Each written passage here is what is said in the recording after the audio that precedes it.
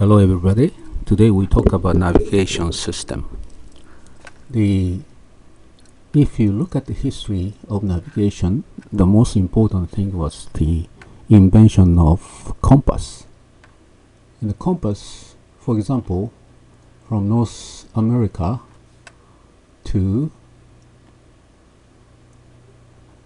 Japan, how do you go? You set direction by compass, and if nothing go wrong, just follow the compass, then you hit Japan, right? But how about if even you said the sail this direction, it cannot be exact. Such a long distance, if few degree off, you may miss Japan, right? And also, if there is a typhoon, then you are blown away somewhere around here. Now you have to redirect the compass. How do you know where you are? If you don't know where you are, you don't know how to set the compass, reset the compass. So see, this is a problem. Number one, compass is must. Number two, there is a way to detect the latitude. Latitude is if Earth is round and the sun is coming from here, you measure this sun's angle, you can tell latitude. Okay, so 12 o'clock every day, you measure the sun's height. Then you know you are way down here south, or you deviated to north. Okay, but the problem is longitude. How do you measure longitude? Longitude is when you get out, say sun is up above your head, say set the clock 12 o'clock, okay? And during a journey, you measure clock. So it's going to be like sun is above you at the 11, it's late, and 10 and 9, so you can get the longitude by clock.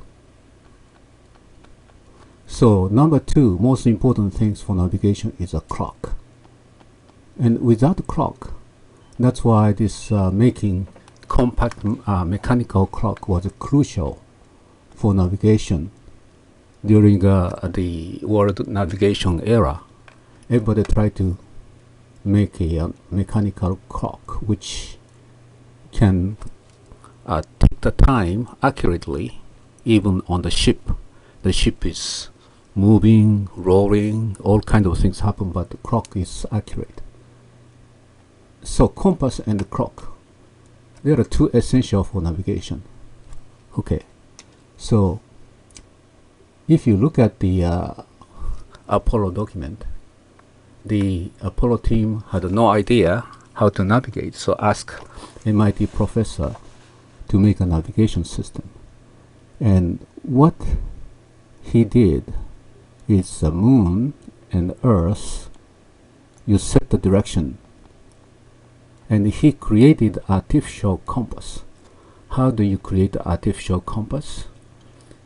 He made this long telescope to look at the particular star, okay? And another telescope is looking at the center of Earth. So this angle, if you move along, since this star is so far away, you can consider that light coming in parallel, okay? So as long as you keep this angle, you can go straight to the initial the target destination. You're lucky you hit the moon. So this is an artificial compass.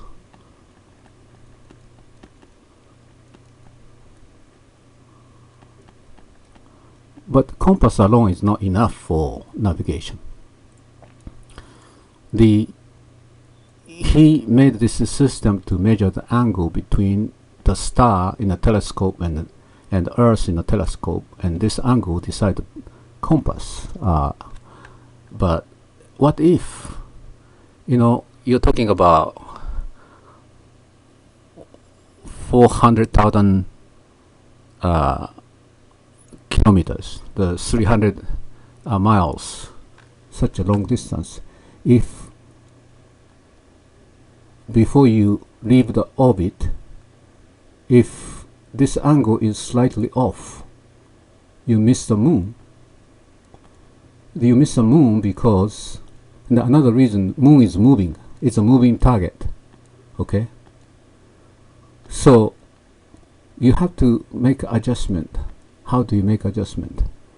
Well, there's no mechanism to make adjustment in Apollo, except that the astronaut look at the moon and say, I think we are a little bit too left or too right, and make adjustment. So it's a manual operation. And you cannot do this with fully automated satellite you're flying to the moon. So how do we do this? Well, still navigation system is a problem. There's no good solution for some nation like India, and the other nation is Israel too, and Korea. What they do is Earth and the moon, they shoot satellite and adjust the orbit, elongate it little by little. Okay, and if it's come close to the moon, then get into the moon orbit. So this takes 1 month. Okay, the Apollo document said about 2 days, and the China moon landing is 2 days, because they go straight to the moon. You don't do this. When you don't have a navigation system, this is the only way, safe way to get close to the moon. So you have to go around Earth many times and elongate the ellipsis orbit, and eventually it's reached to the moon. Okay. Korea did very unique method. They shot way out there their moon satellite, and the moon was coming along here, and when this come back, is calculated precisely where it's come back. It's around the moon, so it's getting into the orbit, and this worked beautifully in a single shot. Okay, this is a, if you don't have a navigation system, this is another way. You don't aim at the moon, but you shoot and it's come back, and when it's come back you observe both and make adjustment, then it's get to the moon, because moon is moving. So this is Korea, and the Japan, same as India, no solution for navigation system. But we do have a navigation system. I was reading the news from China, and when China shot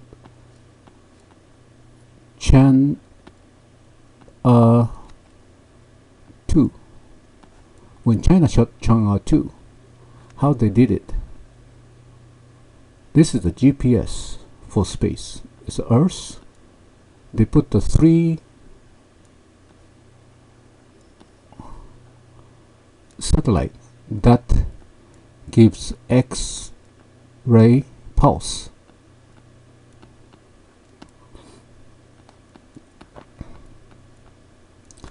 And this pulse, you can calculate the location of the satellite. So if you know the distance between 2 satellites, and you can measure distance if there is a X-ray pulse, which is like clock, L1 and L2, then triangulate. You know exact location of the satellite. This is exactly the same as a GPS, satellite 1, satellite 2.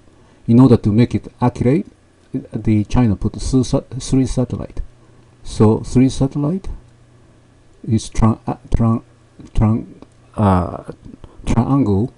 this distance. It's all known. This satellite is moving around, and every time you calculate exact location around the Earth, then you can triangulate the location of satellite. This satellite going to the moon.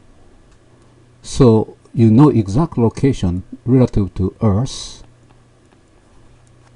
and the moon. Now, this GPS system work well until somewhere midpoint.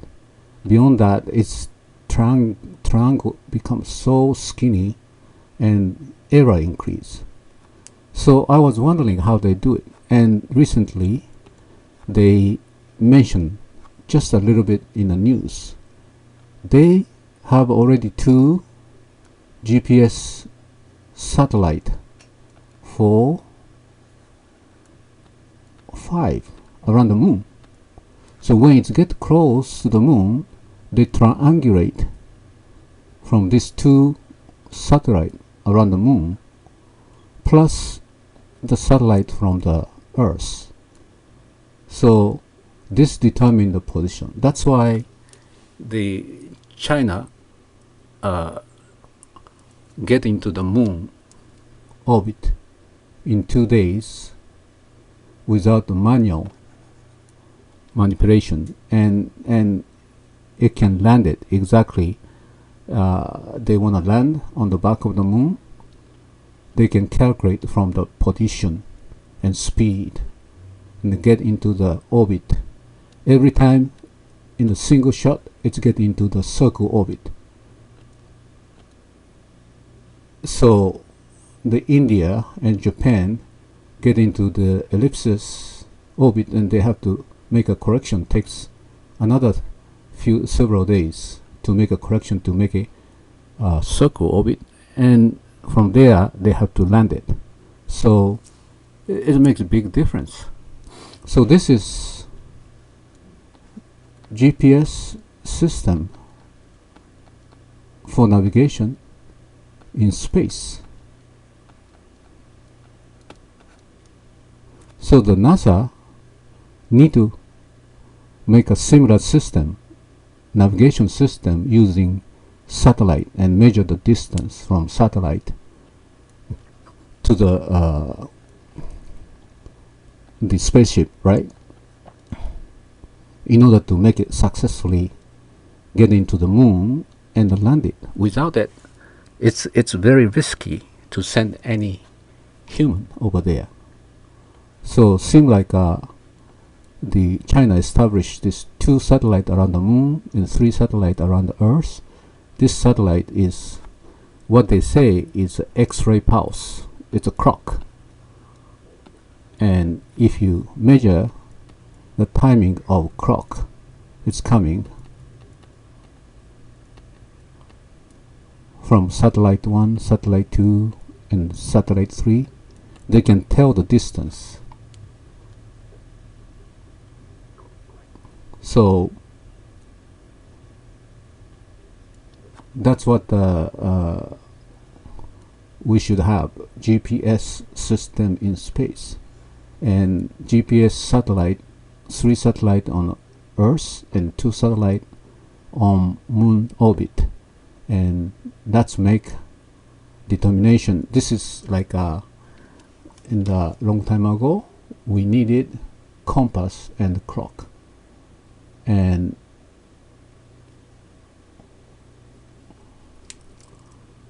GPS system is more accurate than compass and the clock, right? Because you have a multiple clock from different location, and time difference is going to give you the distance difference. Then you can triangulate, just like a GPS system on Earth. Wherever you are, the GPS satellite give a signal, and this calculate depend on the time lag from each satellite. Okay, so that's how the navigation system should be configured. So when you go to far away like a Mars, how do you triangulate, right? Distance is so far away, the Earth satellite GPS system doesn't give that much accuracy. So China has been studying this pulsar. The pulsar is neutron star going around black hole very fast, and it's gives X-ray pulse at a very regular rate. So China is trying to use this X-ray pulse from the pulsar so far away, but using that, you can calculate. I don't know the details how they calculate it. They figure out how to do it. So when you go out of Moon and Earth's boundary, like a Mars or beyond, you need some kind of navigation system, which the very good navigation system can be probably candidate is a signal from pulsar, because pulsar's X-ray pulse is very accurate pulse with the time delay. So that can be used. Okay, so there are still many creative ways to construct the navigation system. The Moon and Earth seem to be established, no problem. That's beyond that is Mars. You need to have a navigation system. And people talk about, oh, let's go to the Mars. How can you go? You need a lot of technical issue to solve. One is navigation system. Without navigation system, you get lost in the space. You can never reach the Mars. Okay? It's not that easy. Like there's no 7-Eleven or something on the way. So you must have a space GPS system. So in the future, I hope there will be a GPS system for entire solar system. So wherever you go, the GPS system tells you where you are exactly.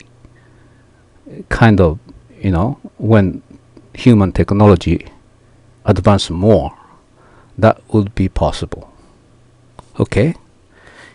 If you think today's subject is very interesting, please subscribe and give a like. And we're going to talk about something else in the next video.